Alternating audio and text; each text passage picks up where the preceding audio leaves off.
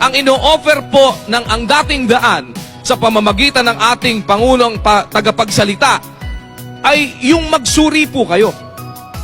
Yung pag-aralan natin, yung relihiyon na sinasabi nyong sinasamahan nyo, yung aming sinasamahan, yung pinaniniwalaan nyo, ikumpara nyo sa pinaniniwalaan namin.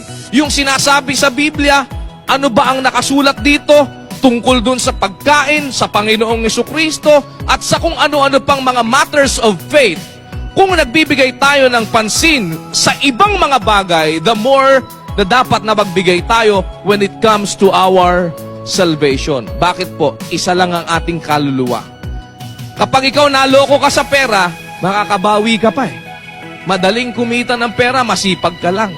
Kahit ikaw natalo ka sa eleksyon, di po ba, bossing ding, di ba? Makakabawi ka pa rin. Bakit? Abay, hindi naman natatapos ang...